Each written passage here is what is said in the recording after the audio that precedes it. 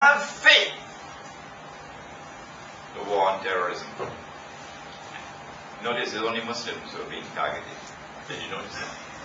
Only Muslims, yeah. Tomorrow the same thing. Only Muslims, only Muslims, only Muslims. Power will now be used to target and to punish those who have faith. The more faith you have, the more they'll target you. And power will now be used to punish those who are righteous in their conduct. If you're wicked, you get away. But if you want to be righteous in your conduct, they will go after you like hungry dogs. This is the world of Gog and Magog. Now then, how will power, when it rests on the foundations which are godless, how will that power relate to the primitive peoples of the world?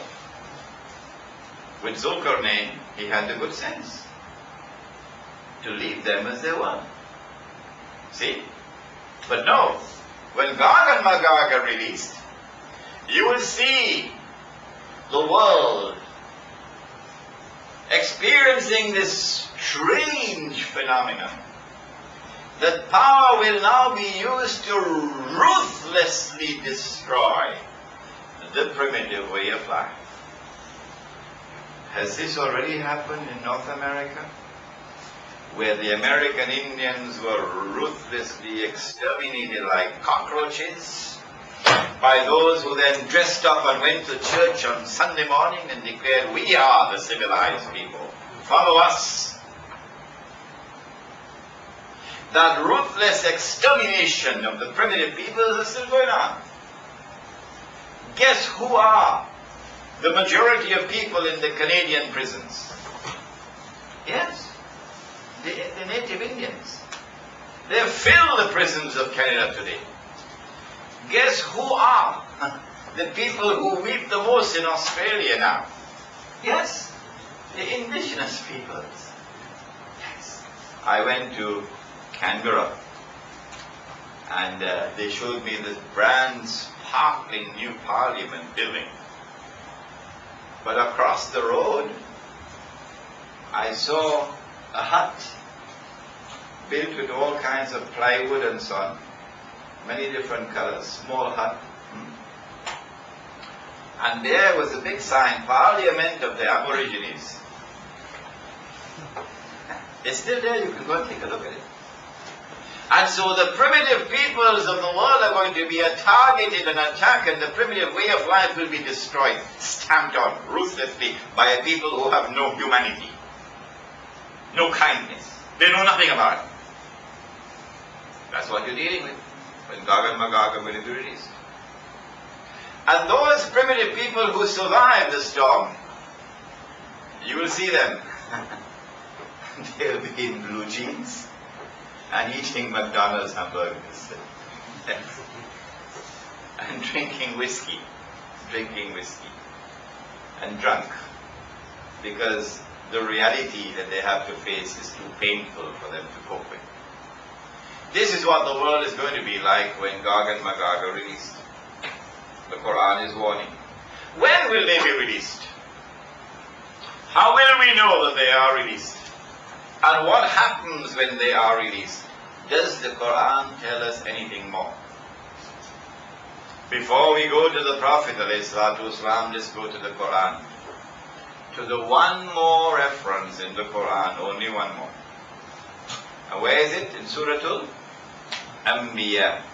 Surah Al-Anbiya. Allah subhanahu wa ta'ala, since I mentioned this last night in my lecture, I can do it very quickly now. Allah subhanahu wa ta'ala speaks about a town. All those who were there yesterday, put up your hand. Good. He speaks about a town which he destroyed, the people were expelled, and then he placed a ban on them, they could never return, until Gog and Magog are released. وَهُمْ مِنْ كُلِّ حَدَبٍ يَنْسِلُونَ. And they spread out in every direction, procreate, make carbon copies of themselves, make carbon copies of themselves in all directions. So they become the world order. They take control of the world. When that happens, then you will see these people being brought back to their town. Which town is it, we ask? The method we used last night was to go to the Prophet ﷺ, go to all the ahadith on Gog and Magog. I think I have a lot of them in this book, Jerusalem in the Quran. Go to that, and then you will find, I found 58 ahadith in 9 books of ahadith. And now go through all of these ahadith and see which towns are mentioned linked with Gog and Magog. There's only one. Only one. Satu. Which one is it? Jerusalem. Only Jerusalem.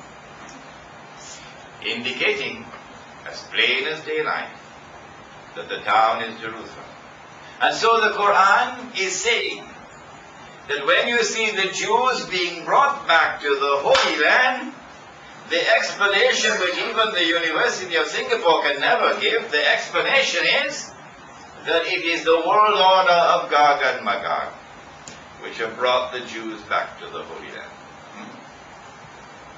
Now this is something of tremendous importance, because the Jews are back in the Holy Land now.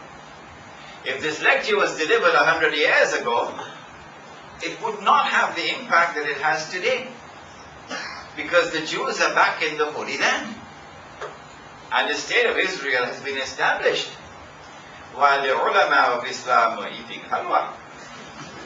Yeah. Now that we know that Gog and Magog are responsible for bringing the Jews back to the Holy Land, that Gog and Magog are those who control the world, it is now possible for us to go in now and identify Gog and Magog. Don't look so worried now. We go to a hadith first. The hadith is located in Sahih Bukhari 8 times. 8 times in Sahih Bukhari.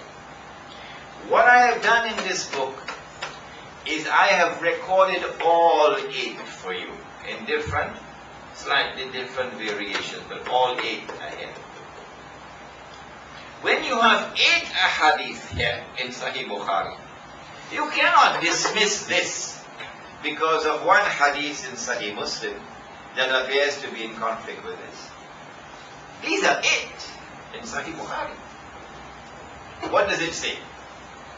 The Prophet said, the Prophet ﷺ was asleep at the home of his wife, Zainab radiallahu ta'ala. He saw something in his sleep. It alarmed him. He woke up. His face was flushed, all red. And he said, Waylul lil Arab, woe unto the Arabs, min sharrin qad iktarama, because of a great evil which will now come upon them. And then he raised his hands like this, made a hole. He says, today a hole has been made in the barrier. Which one? The one built by Zulkarnain. And so the release of Ya'juj and Ma'juj will now commence, because today Allah has made a hole in the barrier. Nobody else can make that hole. Only Allah can do it. Because Zulkarnain says, فَإِذَا جَاءَ وَعْدُ رَبِّي جَعَلَهُ دَكَّاءَ. When that time comes of which my Lord has warned you, Allah is going to bring down this barrier. When did this experience take place? This is in Medina. This is after the change of Qibla. Okay? It is at this time that the barrier is now brought down. And so Gog and Magog are released in the lifetime of Muhammad alayhi salatu wasalam. Are they all released at the same time? No. No. Because first of all, the Quran told us in Surah Al-Kahf that they will be released as waves. وَتَرَكْنَ بَعْدَهُمْ يَوْمَئِذٍ يَمُوجُ فِي بَعْضٍ.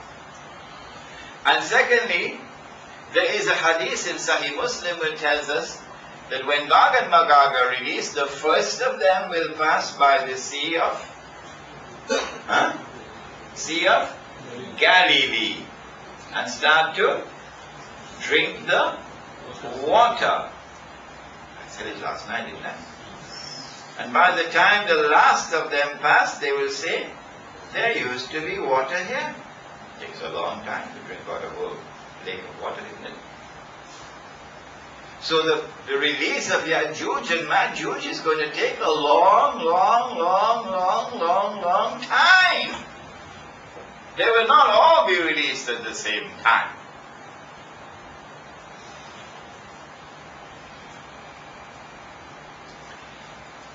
They were released in the lifetime of the Prophet ﷺ. Now we can try to identify them.